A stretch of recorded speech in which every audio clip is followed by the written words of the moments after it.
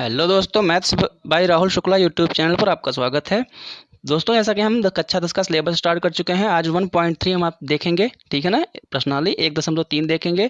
प्रश्नावली 1.3 दोस्तों क्या है, परिमेय संख्याओं और अपरिमेय संख्याओं में हमें अपरिमेय संख्याएं सिद्ध करनी है। जैसे पहला क्वेश्चन आपकी प्रश्नावली का है, सिद्ध कीजिए कि अंडर रूट 5 एक अपरिमेय संख्या है। दोस्तों, अगर आप प्रश्नावली 1.1 और 1.2 नहीं पढ़े हैं तो आप प्रश्नावली 1.1 और 1.2 पढ़कर फिर प्रश्नावली 1.3 पर आइएगा, आपको ज़्यादा समझ में आएगा दोस्तों, ठीक है ना। तो आइए देखते हैं हम अंडर रूट 5 हमारी क्या सिद्ध करना है, एक अपरिमेय संख्या सिद्ध करनी है। क्या सिद्ध करना है, अपरिमेय संख्या ये है। हम जानते हैं कि अंडर रूट 5 एक अपरिमेय संख्या होती है, लेकिन इस प्रश्नावली में हमको क्या करना है, इसको प्रूव करना है। दोस्तों, मैं आपको एक फॉर्मेट दे रहा हूं जिससे आप कोई भी संख्या को अपरिमेय सिद्ध कर सकते हैं। बस आपको अंकों का ध्यान देना होगा कि उसके अंक आपके बदलते रहते हैं उस संख्या के हिसाब से, ठीक है ना। तो यहाँ पर देखिए, करड़ी में 5 हमें सिद्ध करना है क्या, कि ये एक अपरिमेय संख्या है। तो चलिए प्रूव करते हैं कि ये एक अपरिमेय संख्या कैसे है। देखिए दोस्तों, अगर इसको अपरिमेय संख्या सिद्ध करना है तो हम इसको सबसे पहले परिमेय मानेंगे। क्या करेंगे, परिमेय मानेंगे। देखिए, विरोधाभास द्वारा हम यह मानते हैं कि अंडर रूट 5 एक क्या है, परिमेय संख्या है। सबसे पहले हम इसको मान लेंगे कि ये एक परिमेय संख्या है, ठीक। अगर ये एक परिमेय संख्या है तो हम इसको ए बटा बी, पी बटा क्यू के रूप में लिख सकते हैं ना, क्योंकि परिमेय संख्या का परिभाषा यही होता है जिसको हम p बटा क्यू के रूप में लिख सकते हैं, जहां q एक पूर्णांक होता है और q is not equal to 0। तो वहां हमने p और q के स्थान पर a और b ले रखा है, ठीक है ना। तो अंडर रूट 5 बराबर a बटा b लिख सकते हैं, जहां a बटा b क्या है, a और b दोनों भाज्य संख्याएं हैं और b is not equal to 0 है। अब अगर हम इसको ऐसे लिख सकते हैं, देखिए दोस्तों, इसको हम क्या करेंगे, इसी का हम क्या कर रहे हैं, स्क्वायर कर रहे हैं। क्या कर रहे हैं, स्क्वायर कर रहे हैं, दोनों पक्षों का वर्क करने पर।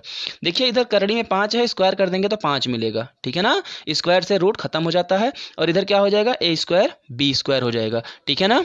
क्या है हमारा, यहाँ पर हमें मिला था क्या, 5 बराबर ए स्क्वायर बटा बी स्क्वायर, ये हमको मिला था। अब हम इसमें क्रॉस मल्टीप्लीकेशन करा लेंगे, तिरछा गुणा करा लेंगे। 5 का बी स्क्वायर में गुणा होगा तो 5 बी स्क्वायर इधर हो जाएगा, बराबर ए स्क्वायर इधर हो गया आपका। हम इसको इधर और इसको इधर भी लिख सकते हैं, तो ए स्क्वायर बराबर 5 बी स्क्वायर हमें मिल जाएगा, ठीक है ना फ्रेंड्स। इसके बाद ध्यान दीजिए क्या होगा, अब इसको हम ऐसे लिख सकते हैं अथवा करके, मतलब ये था हमको मिला। अब हम इसको इधर लिखेंगे, तो या लिख करके A square equal to 5 B square. इसको देख करके आपको क्या समझ में आ रहा है फ्रेंड्स, इसको हम इक्वेशन फर्स्ट मान लेंगे। इसको देख करके आपको क्या समझ में आ रहा है कि ये ए स्क्वायर एक संख्या है जो 5 से विभाज्य है, यानी 5 से विभाज्य हो रही है, 5 से कट रही है, और बी स्क्वायर इसका भागफल है ना, शेषफल 0 हो रहा है ना। तो यहाँ पर क्या हो जाएगा, ए स्क्वायर बराबर 5 बी स्क्वायर, कहने का मतलब ए स्क्वायर 5 से विभाज्य है। देखिए, जो कि यह दर्शाता है कि ए स्क्वायर 5 से विभाज्य है। अब अगर ए स्क्वायर 5 से विभाज्य है तो ए भी 5 से विभाज्य होगा। ये गणित का नियम है दोस्तों, किसी संख्या का वर्ग अगर 5 से विभाज्य है तो वो संख्या भी 5 से विभाज्य होगी, ठीक है ना। ये हमारा इक्वेशन नंबर 2 हो गया। अब हम आगे देखेंगे, अगर ए 5 से विभाज्य है तो हम ए को क्या लिख सकते हैं, ए बराबर 5 के लिख सकते हैं ना, जहां हमारा के कोई भागफल है, ठीक है। तो ए बराबर 5 के लिख सकते हैं, और ए बराबर 5 के जो हमने माना है, लिखा है, इसको हम समीकरण 1 में ले जाके मान रख देंगे ए इसके स्थान पर। तो ए के स्थान पर 5 के रखेंगे, उसका स्क्वायर था, स्क्वायर हो गया, बराबर 5 बी स्क्वायर दाहिने पक्ष में था, उसको लिख लिया हमने। अब 5 के का स्क्वायर करेंगे तो 5 का स्क्वायर 25 हो जाएगा, और के का स्क्वायर के स्क्वायर हो जाएगा, बराबर 5 बी स्क्वायर इधर हमारा था, उसको हमने लिख लिया। अब इधर क्या होगा दोस्तों, 5 के स्क्वायर, ठीक है ना, 25 और 5, 5 एकम 5, 5 पचे 25 कट जाएगा ना। देखो, 5 एकम 5, 5 पचे 25। अब 5 के स्क्वायर इधर बचा और इधर केवल बचा बी स्क्वायर। एक सेकंड फ्रेंड, आगे देखेंगे फ्रेंड क्या हो जाएगा हमारा। अब यहाँ देखिए, बी स्क्वायर को जैसे हमने ऊपर किया था वैसे बी स्क्वायर को इधर और 5 के स्क्वायर को इधर कर लेंगे, तो यह बी स्क्वायर बराबर 5 के स्क्वायर हो जाएगा। अब ये क्या दर्शाता है, वही चीज़ दर्शाता है दोस्तों कि बी स्क्वायर भी क्या है, 5 से विभाज्य है, जो कि यह दर्शाता है कि बी स्क्वायर 5 से विभाज्य है। अब इसका मतलब क्या हुआ कि बी भी 5 से विभाज्य होगा। सेम वही कंडीशन, अगर किसी संख्या का वर्ग किसी संख्या से विभाज्य है तो दूसरी संख्या भी उस संख्या से विभाज्य होगी, यानी वह संख्या भी क्या है, 5 से विभाज्य हो जाएगी। यानी कि बी स्क्वायर अगर 5 से विभाज्य है तो बी भी 5 से विभाज्य होगा। ये हमारा समीकरण 3 हो गया। अब समीकरण 2 और 3 को समेटेंगे, ठीक है ना फ्रेंड। समीकरण 2 हमारा क्या था कि a 5 से विभाज्य है, और समीकरण 3 क्या है, b 5 से विभाज्य है। तो देखिए, समीकरण 2 और 3 से यह पता चलता है कि 5 दोनों संख्याओं a तथा b का एक गुणनखंड है। भाई 5 जो है वो a को भी काट रहा है और b को भी काट रहा है, कहने का मतलब a की भी एक गुणनखंड है और b का भी एक गुणनखंड है।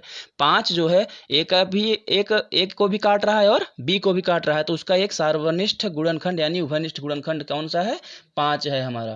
तो जो कि हमारी धारणा के विपरीत है। धारणा के विपरीत होने का मतलब क्या है दोस्तों, कि अगर कोई संख्या अपरिमेय संख्या है तो वो भाज्य नहीं हो सकती, और हमने भाज्य माना है तो उसका एक गुणनखंड 5 नहीं हो सकता, उभयनिष्ठ गुणनखंड। ठीक, तो जो कि हमारी धारणा के विपरीत है। ठीक है ना, ये गुणनखंड मिलने का मतलब ये हमारी धारणा के उल्टा है। तो इसका मतलब क्या हुआ, अतः करड़ी में 5 एक अपरिमेय संख्या है। दोस्तों इस फॉर्मेट को आप दिमाग में बैठा लीजिए, केवल आपको अंकों को बदल देना है। जहां अगर हमें कह दिया गया करड़ी में 3 प्रूव कीजिए, करड़ी में 3 आपकी अपरिमेय संख्या है, तो सारी चीजें हम क्या करेंगे, केवल करड़ी में 3 यानी 3 का गुणक बनेगी हमारी, तो यहाँ पर 9 हो जाएगा, 9b² हो जाएगा। बात समझ रहे हैं ना फ्रेंड्स। उसके बाद 3 से भी भाज्य होगी, √7 आ गया तो हम √7 के हिसाब से 7 के हिसाब से देखेंगे। बस अंकों का परिवर्तन करना है, कोई भी अपरिमेय संख्या को आप इस तरह से प्रूव कर सकते हैं। ठीक है ना फ्रेंड्स। चलिए दूसरा क्वेश्चन देखते हैं। तो दूसरा क्वेश्चन देखते हैं। दूसरा क्वेश्चन हमें दिया गया है, सिद्ध कीजिए कि 3 धन 2 करड़ी में 5, 3 धन 2 करड़ी में 5 एक अपरिमेय संख्या है। देखिए दोस्तों, अगर करड़ी में 5 कोई भी दिया गया है इस प्रकार से, तो उसमें कुछ भी गुणा करे, कुछ भी जोड़े, कुछ भी घटाया जाए, वो अपरिमेय संख्या ही होती है। आइए हम उसको प्रूव करते हैं कैसे। देखिए हमने मान लिया है, माना कि करड़ी में 3 धन 2 करड़ी में 5 एक परिमेय संख्या है, जस्ट विपरीत। ठीक है ना दोस्तों, क्या करेंगे, जस्ट विपरीत, उल्टा विरोधाभास में मानेंगे कि 3 धन 2 करड़ी में 5 क्या है, एक परिमेय संख्या है।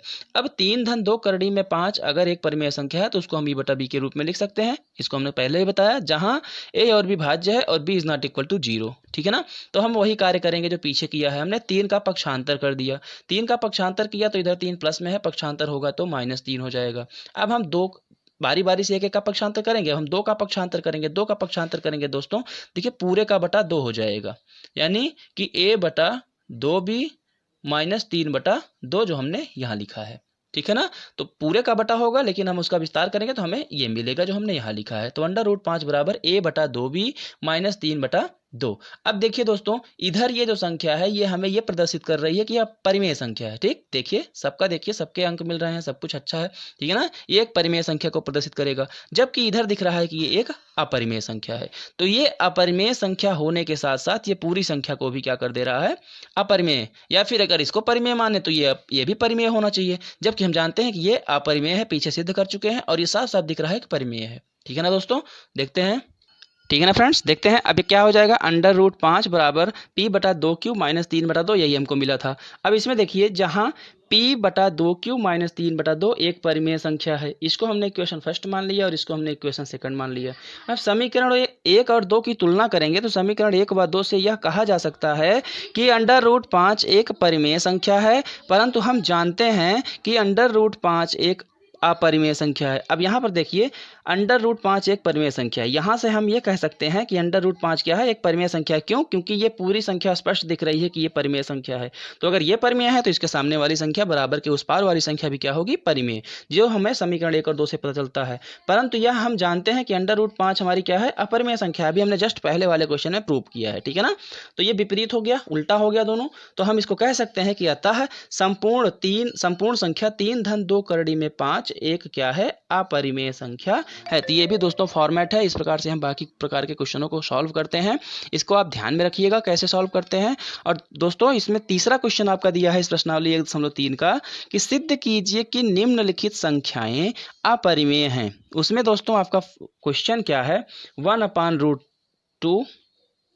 तो क्या करेंगे, इसको भी a बटा b के रूप का मानेंगे। हमारा हो जाएगा b बराबर, यहाँ हो जाएगा √2 बराबर b बटा a। तो ये हमें परिमेय दिख रही है, साफ साफ है। सेम इसी प्रकार से दोस्तों, सेम इसी प्रकार से ये आपका ये और ये हो जाएगा। ठीक है ना, अब यहाँ 7 √5, इसको भी आप क्या करेंगे, a बटा b मान के कर लेंगे। ठीक है ना, सेम ऐसे ही करना है फ्रेंड्स। अगला क्वेश्चन है 6 + √2। तीसरे क्वेश्चन का ये पहला था, ये दूसरा है और ये तीसरा है। तो फ्रेंड्स इन सब को आप करेंगे, इसको भी p बटा q मान के या a बटा b मान के सॉल्व करेंगे तो आपका आंसर मिल जाएगा। ठीक है ना, ये दूसरा आपका क्या था, दूसरा आपका है 7 करड़ी में 5, और ये तीसरा आपका है 6 धन 2 करड़ी में 2।